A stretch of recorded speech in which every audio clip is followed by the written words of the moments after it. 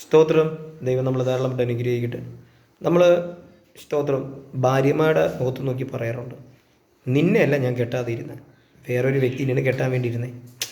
പിന്നെ ഞങ്ങൾ സ്കൂളിലും കോളേജിലൊക്കെ പഠിക്കുമ്പോൾ എനിക്ക് ഒരുപാട് കൂട്ടുകാരികളും കൂട്ടുകാരന്മാരൊക്കെ ഉണ്ട്. പിന്നെ നിന്നെ എങ്ങനെ ഞാൻ കെട്ടിയെന്ന് എനിക്കറിഞ്ഞില്ല. ഈ പറയുന്ന വാക്കില്ലേ, അത് ഭയങ്കരമായി സാത്താൻ എടുത്ത് കളയും. ഹല്ലേലൂയ.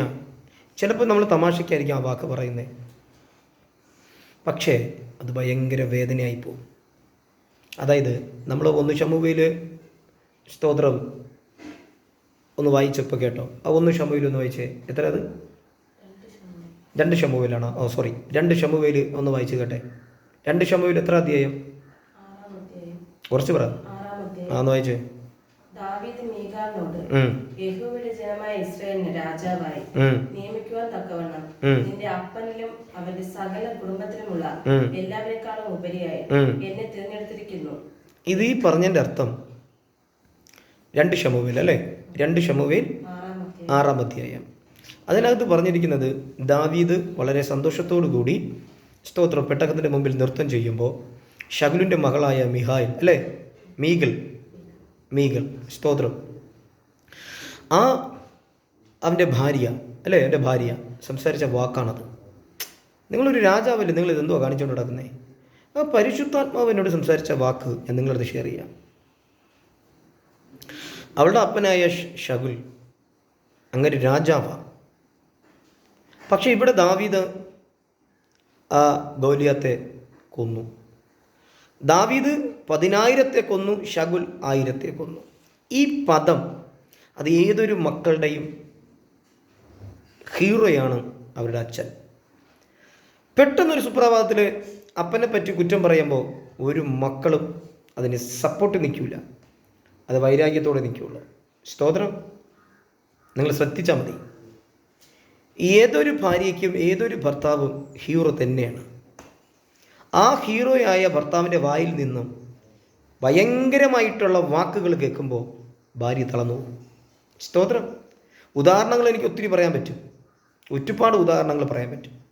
പക്ഷേ നിങ്ങൾ ഇവിടെ ശ്രദ്ധിക്കേണ്ട കാര്യം, ഇത്രയും അഭിഷേകമുള്ള ആ അഭിഷിക്തനെ ഉരിയ എന്ന സ്ത്രീയുടെ മുമ്പിൽ സാത്താൻ തള്ളിയിട്ട്, അതായത് ഉരിയായുടെ ഭാര്യ, ആ സ്ത്രീ കുളിക്കുമ്പോൾ ദാവീദ് അങ്ങോട്ടും ഇങ്ങോട്ടും നടക്കുന്നു, ലാത്തിക്കൊണ്ട് നടക്കുന്നു. സ്ത്രീയെ കണ്ടു. അവരുടെ പേരെന്തുവാ എന്ന് വായിച്ചത്? ഒരു ദിവസം സന്ധ്യയോട് അടുത്ത സമയത്ത് ദാവീദ് ശയ്യയിൽ നിന്ന് എഴുന്നേറ്റ് രാജധാനിയുടെ മട്ടുപ്പാവിൽ ഉലാത്തിക്കൊണ്ടിരിക്കുമ്പോൾ ഒരു സ്ത്രീ കുളിക്കുന്നത് മട്ടുപ്പാവിൽ നിന്ന് കണ്ടു. ആ സ്ത്രീ കാഴ്ചയ്ക്ക് അത് സുന്ദരിയായിരുന്നു. ദാവീദ് ആളയച്ച് ആ സ്ത്രീയെ കുറിച്ച് അന്വേഷിച്ചു.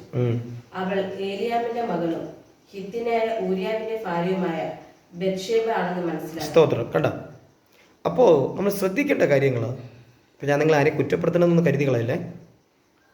നമ്മൾ കോളേജിൽ പഠിക്കുമ്പോൾ, സ്കൂൾ ക്യാമ്പസിലൊക്കെ വരുമ്പോൾ ഒരുപാട് ഫ്രണ്ട്സുകൾ നമുക്കുണ്ട്. ആ 20-22 വയസ്സ് പ്രായം ഉള്ള സമയത്ത് നമ്മൾ പ്രേമിക്കാം, നോക്കാം, ഫ്രണ്ട്സുകൾ വരാം. ഇതെല്ലാം നമ്മുടെ ഹൃദയത്തിനകത്തുണ്ട്. അവരുമായിട്ട് നമ്മൾ സംഭാഷണം ചെയ്യാറുണ്ട്, അവരുമായിട്ട് അവരെ കാണുന്നെന്നുള്ള കൊതി ഉണ്ട്, ഒരുപാട് കാര്യങ്ങൾ അതിനകത്ത് കിടപ്പുണ്ട്. പെട്ടെന്നൊരു സുപ്രഭാതത്തിൽ നമുക്കൊരു കല്യാണ ആലോചന വന്നു, നമ്മൾ കല്യാണം കഴിഞ്ഞു. 3 മാസം ഓക്കെ ആയി. 3-ാമത്തെ മാസം തൊട്ടടി, വഴക്ക്, തൊട്ടേനും പിടിച്ചേനും എല്ലാം പ്രശ്നം. കാരണം നമ്മളുടെ ഹൃദയത്തിനകത്ത് കിടക്കുന്ന ഒരു സ്നേഹം, ഒരു ധാരണ നമ്മൾ കെട്ടിക്കൊണ്ടുവന്ന വൈഫിനില്ല, കല്യാണം കഴിച്ച ഭർത്താവിനില്ല. ശരി, ഇതെവിടം വരെ പോകുമെന്ന് നോക്കാം, ഇതെങ്ങോട്ട് ചെല്ലുമെന്ന് നോക്കാം. ഞാൻ നിങ്ങളോടിത് പറയാൻ കാരണം അത് സാത്താൻ്റെ തന്ത്രമാണ്. നിനക്ക് നല്ല ഫ്രണ്ട്സ് വേണം, കോളേജിൽ പഠിച്ച, സ്കൂളിൽ എല്ലാവരും വേണം. പക്ഷെ ദൈവം നിനക്ക് തന്ന തുണയാണ് യഥാർത്ഥത്തിൽ നിൻ്റെ ഭാര്യ. ഹല്ലേലൂയ. ഒരല്പനേരം ഭാര്യ ഭർത്താവുമായിട്ട് സ്തോത്രം ദൈവസന്നിധിയിൽ പ്രാർത്ഥിക്കാൻ ഇരിക്കണം. നിങ്ങൾക്ക് എന്തെങ്കിലും ഷെയർ ചെയ്യാനുണ്ടെങ്കിൽ ദൈവവചനവുമായി ഇരുന്ന് ഷെയർ ചെയ്യണം. അവിടെ സാത്താൻ കയറത്തില്ല. സ്തോത്രം. ഇപ്പം ഞാൻ ഈ മെസ്സേജ് എടുക്കുമ്പോൾ 18 വർഷത്തിന് മുമ്പ് ഭർത്താവ് പറഞ്ഞൊരു വാക്കിനാൽ കുരുങ്ങിയിടുന്ന ഒരു സംഭവം ഉണ്ടായിരുന്നു. 8 വർഷത്തിനാൽ കുരുങ്ങിയിരുന്ന, അതായത് ആ വാക്ക് നോവിച്ചുകൊണ്ടിരുന്നു. പക്ഷേ യഥാർത്ഥത്തിൽ ഈ പ്രസംഗം അവരുടെ ഹൃദയത്തിൽ മനസ്സിലാക്കി അവർ ആ ഹസ്ബൻഡിന് വേണ്ടി ഇപ്പോൾ ഇവിടെ ഇരുന്ന് കരഞ്ഞു പ്രാർത്ഥിച്ചു. സ്തോത്രം. അതാ ഞാൻ നേരത്തെ പറഞ്ഞത്, യഥാർത്ഥ സ്നേഹമാണ് ഭാര്യയും ഭർത്താവിൻ്റെയും. ഒരു സാത്താനും അതിൽ കൈവയ്ക്കാൻ പറ്റില്ല. പക്ഷെ നമ്മൾ പരസ്പരം അല്പം ഒന്ന് താഴ്ന്നു കൊടുക്കുന്നില്ല. ഭാര്യയ്ക്കൊരു ജോലിയുണ്ടെങ്കിൽ ഭർത്താവിന് കുശുമ്പ് വരും, ഭർത്താവിനൊരു ജോലിയുണ്ടെങ്കിൽ ഭാര്യയ്ക്കൊരു കുശുമ്പ് വരും. ഞാൻ നിൻ്റെ അടിമയല്ല എന്ന തോന്നൽ. ഇന്നെന്തോ കറി? ഇന്ന കറി. ഞാൻ നിനക്ക് ഇന്നലെ പച്ചക്കറി വാങ്ങിക്കാൻ പൈസ തന്നില്ല, അതെന്തോ ചെയ്ത്? ഞാൻ മെനഞ്ഞാന്ന് നിനക്ക് 500 തന്നിട്ട് പോയി, അതെന്തോ ചെയ്ത്? അതെന്തോ ഇതെന്നാ? ഒരു ദിവസത്തെ കണക്ക് ഇവിടെ എത്രയെന്ന് നിങ്ങൾക്ക് അറിയാവോ? അതിനെ ചൊല്ലി അടി, അതിനെ ചൊല്ലി വഴക്ക്. ഞായറാഴ്ച പിന്നെ എങ്ങനെ ചർച്ചയിൽ പോകും? ഇനി കിടന്നുറങ്ങാൻ ചെന്നാലോ? ഫോണിൽ ആര് വിളിച്ചേ? നേരത്തെ ഞാൻ ചോറ് കൊണ്ടുവന്നപ്പോൾ നിങ്ങൾ വേണ്ടെന്ന് പറഞ്ഞല്ലോ. എന്നിട്ട് നിങ്ങൾ മൊബൈലിൽ വാട്സപ്പിൽ ആർക്കോ മെസ്സേജ് പറഞ്ഞാൽ ഞാൻ കണ്ടല്ലോ. ഇതൊക്കെ എങ്ങനെ വരുന്ന ഈ സംഭവങ്ങളും സംസാരങ്ങളും? സ്നാനപ്പെട്ട വ്യക്തികളാണ്, സ്നാനപ്പെട്ട കുടുംബങ്ങളാണ്. യേശുവിന് വേണ്ടി സ്തോത്രം സഭയിൽ പോയി പ്രാർത്ഥിക്കുകയും യേശുവിന് വേണ്ടി നിൽക്കുന്ന കുടുംബമാണ്. നിങ്ങൾ ചിന്തിക്കേ, സ്നാനപ്പെട്ടിട്ടും ആ സ്വഭാവത്തിനൊരു മാറ്റമില്ല. ചർച്ചിൽ പോയിട്ടും ആ സ്വഭാവത്തിനൊരു മാറ്റമില്ല. ഇവിടെ ശകുലിൻ്റെ മകള് ദാവീദിന് വിവാഹം കഴിച്ചിട്ടും തൻ്റെ ഹൃദയത്തിന് ചിന്തയ്ക്ക് ഒരു മാറ്റമില്ല. പക്ഷെ ദാവീദ് പറയുന്നത്, നിൻ്റെ അപ്പൻ, നിൻ്റെ ബന്ധുക്കൾ ഇതെല്ലാം ഇവിടെ ഉണ്ട്, അവർക്ക് ആർക്കും കിട്ടാത്തൊരു ഭാഗ്യമോ ദൈവം എനിക്ക് തന്നെ. അതുകൊണ്ട് ഞാൻ സന്തോഷിച്ചേ പറ്റൂ. സ്തോത്രം. സ്റ്റാറ്റസ് നോക്കി നീ സഭയിൽ പോകരുത്. ജാതി, മതം, പൈസ ഇതൊന്നും നോക്കി പോകരുത്. ദൈവം നിന്നെ വിളിച്ചത് യേശുവിൻ്റെ രക്തം വിലക്കി വാങ്ങിയതാ നിന്നെയും എന്നെയും. കുടുംബമെന്ന് പറയുമ്പോൾ ദൈവത്തിന് ഭയങ്കര ഇമ്പോർട്ടിംഗ് ഉള്ള സംഭവം. ഹല്ലേലൂയ. നമ്മൾ ഇനിയെങ്കിലും മനസ്സിലാക്കുക, മോട്ടിവേഷൻ ക്ലാസ്, ആ ക്ലാസ്, ഈ ക്ലാസ് പോണത് തെറ്റല്ല. നിൻ്റെ മൂക്കിൽ ജീവൻ നൽകിയ ഒരു ദൈവമുണ്ട്. നീ ആ ദൈവത്തിൻ്റെ മുമ്പിൽ വാ. അല്ലാണ്ട് സ്തോത്രം മോട്ടിവേഷൻ ക്ലാസ്സുകാരല്ല നിൻ്റെ കുടുംബത്തെ ഭരിക്കേണ്ടത്. ഞാനും എൻ്റെ കുടുംബവും ഞങ്ങൾ യഹോവയെ സേവിക്കും. നീ അവിടെ വാ, അവിടെ വാ. മോട്ടിവേഷന് പോയിരുന്ന എത്രത്തോളം പോയിരിക്കും നീ? എത്രത്തോളം പോയിരിക്കും നീ? എത്രത്തോളം വാട്സപ്പിൽ അല്ലെങ്കിൽ യൂട്യൂബ് ഇതൊക്കെ തപ്പിക്കളിച്ചുകൊണ്ടിരിക്കും? നീ ബൈബിൾ വായിക്കേ, വചനം ധ്യാനിക്കേ. അപ്പോഴാണ് നിൻ്റെ ഹൃദയത്തിൽ പരിശുദ്ധാത്മാവ് ഇടപെടുന്നേ. മോശെ കയ്യിലിരിക്കുന്ന വടി തറയട്ടെ, ഇട്ടു, പാമ്പായി മാറി. മോശ ഓടി.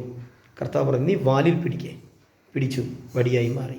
ഈ പാമ്പിനെ വടിയാക്കി അല്ലെങ്കിൽ പാമ്പ് വടിയായി ഒക്കെ നമുക്കറിയാം. ഫറവോൻ്റെ മുമ്പിൽ ആ വടിയിട്ടപ്പോൾ പാമ്പായി, ഇല്ലേ? അവിടെ വചനം പറയുന്നു, ഫറവോൻ്റെ കൂടെ നിന്നവരുണ്ട്. ആ വടിയെ മോശയുടെ വടി വിഴുങ്ങി. എങ്ങനെ? എന്താ ഈ പറഞ്ഞതിൻ്റെ അർത്ഥം? നിൻ്റെ നാവ് മറ്റുള്ളവരെ ദ്രോഹിക്കുന്നതായി മാറരുത്. നിൻ്റെ നാവ് മറ്റുള്ളവരെ ശപിക്കുന്നതായി മാറരുത്. നിൻ്റെ നാവ് മറ്റുള്ളവരെ അനുഗ്രഹിക്കാനുള്ളതായി മാറണം. കാരണം ശത്രു എയ്യുന്ന അമ്പുകളെ നീ വിശ്വാസം എന്ന പരിചയം കൊണ്ട് തടുക്കണം. നിൻ്റെ കുടുംബത്തിനകത്ത് നിൻ്റെ മക്കളുടെ ലൈഫ്, നിൻ്റെ ഭാര്യ, നിൻ്റെ ഭർത്താവ്, നിൻ്റെ കുടുംബ ലൈഫിനെ ദ്രോഹിക്കാൻ സാത്താൻ പ്ലാനുകളെ ഇടുന്നതിനെ ഈ വരും നാളുകളിൽ നീ ഒന്ന് മാറിയാൽ, നിൻ്റെ സ്വഭാവം ഒന്ന് മാറിയാൽ, നീ ആ സർപ്പ സ്പിരിറ്റിനെ പിടിച്ചടക്കിയിരിക്കും. ഹല്ലേലൂയ. സ്വസ്ഥമായിട്ട് ശുശ്രൂഷ ചെയ്യാൻ പറ്റുന്നുണ്ട് പാസ്റ്ററെ? ചിന്തിച്ച് നോക്ക്, ചിന്തിക്കും നിങ്ങൾ നിന്ന്. ഒരു സഭയ്ക്കകത്ത് ഭാര്യൻ ഭർത്താവിനെ ഒരുമനപ്പെട്ട് നിർത്തി ആ സഭയ്ക്കകത്ത് സ്തോത്രം ദൈവവേല ചെയ്യാൻ സാത്താൻ അനുവദിക്കുന്നുണ്ട്. സംശയവും വാക്ക് തർക്കങ്ങളും പ്രശ്നങ്ങളും ഒക്കെ ഇട്ടല്ലേ നടക്കുന്നേ. ഇന്ന് ദൈവസന്നിധിയിൽ പോയിരുന്നിട്ട് പറയണം, കർത്താവേ, ഇന്ന വാക്കുകൾ എനിക്ക് വേദനയുണ്ട്. എൻ്റെ വൈഫ് പറഞ്ഞത്, ഹസ്ബൻഡ് പറഞ്ഞത് എനിക്ക് വേദനയുണ്ട്. എനിക്കത് വേണ്ട. എന്താ കാരണം? നിൻ്റെ വേല എനിക്ക് മതി. നിങ്ങൾ ആലോചിച്ച് നോക്ക്. ഇയ്യോബ് തൻ്റെ വേദനയ്ക്കകത്ത് ആ ഭാര്യ പറഞ്ഞ വാക്കിനകത്ത് കുരുങ്ങിയില്ല. കാരണം അവൻ ദൈവത്തിൻ്റെ പൈതലാണ്. സാത്താൻ പ്ലാൻ ചെയ്യുന്നത് അതാണ്. നിന്നെ നിൻ്റെ കുടുംബത്തെ തെറ്റിച്ചാൽ മാത്രമേ സാത്താൻ അകത്ത് കയറാൻ പറ്റൂ. നിൻ്റെ പഴയ പ്രാർത്ഥന, നിൻ്റെ ഭാര്യയോടുള്ള പഴയ സ്നേഹം, നിൻ്റെ മക്കളോടുള്ള പഴയ സ്നേഹം, നിൻ്റെ ഭർത്താവിനോടുള്ള പഴയ സ്നേഹം ഇപ്പോഴുണ്ടോ? ചിന്തിക്കുന്നേ. ഇല്ലെങ്കിൽ നീ ദൈവസന്നിധിയിൽ വന്നേ പറ്റൂ. നിങ്ങൾ തീഷ്ണതയോടെ ഇരുന്ന് പ്രാർത്ഥിച്ച നാളുകളുണ്ട്. അന്നേരം ആ ദേശത്തുള്ള ദുരാത്മാവ് ഇറങ്ങി ഓടിയിട്ടുമുണ്ട്. അവൻ പ്ലാൻ ചെയ്ത് പദ്ധതിയോടെ കാത്തിരുന്നു നിന്നെ എങ്ങനെ പിടിച്ചടക്കാം. അപ്പം നിൻ്റെ സ്വഭാവം അവിടെയാണ് അവൻ്റെ അടി. നിങ്ങളിതിൽ വേണമെങ്കിൽ ഈ വാചനം വായിച്ചു നോക്കും. വൈഫ് പറഞ്ഞ വാക്കിൻ്റെ വേദന, കാരണം അവർക്ക് മക്കളില്ല. ദാവീദിന് നല്ല വേദനയുണ്ടെന്നല്ലേ.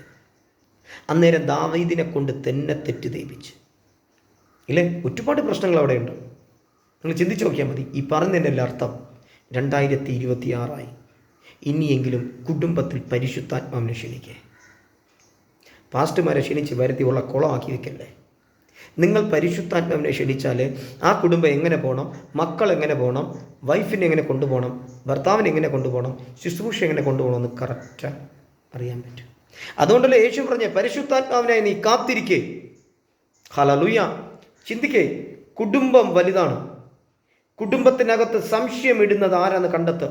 ഞാൻ നേരത്തെ പറഞ്ഞ പോലെ പഴയ കൂട്ടുകാരി അവരുടെ പേരും പറഞ്ഞ് സംശയവും പറഞ്ഞ് തമ്മിത്തല്ലല്ലേ. നിങ്ങളാണ് പുള്ളിക്കാരൻ്റെ വൈഫ്, നിങ്ങളാണ് പുള്ളിക്കാരിയുടെ ഹസ്ബൻഡ്. ദൈവം നിങ്ങളെ ഒന്നിപ്പിച്ചതാണ്. ഹല്ലേലൂയ. വിശ്വസിക്കേ, നന്നായി വിശ്വസിക്കേ. നിന്റെ ഹൃദയത്തിനകത്ത് ഈ വചനം, ഈ വാക്കുകൾ നിനക്ക് തട്ടിയിട്ടുണ്ടെങ്കിൽ നീ ദൈവസന്നിധിയിൽ മുട്ടുമടക്ക്. ഒരു അത്ഭുതം നടക്കും. ഒരു പുതിയ കുടുംബം, പുതിയ അഭിഷേകം, പുതിയ പ്രാർത്ഥന നിന്റെ ജീവിതത്തിലുണ്ടാകും. ഹല്ലേലൂയ. ഈ വാക്കുകളാൽ, വചനങ്ങളാൽ ദൈവം നിങ്ങളെ ധാരാളമായിട്ട് അനുഗ്രഹിക്കട്ടെ. ശ്രദ്ധിച്ചോ, നിന്റെ നാവിന് അധികാരമുണ്ട്. ഇവൻ സ്തോത്രം.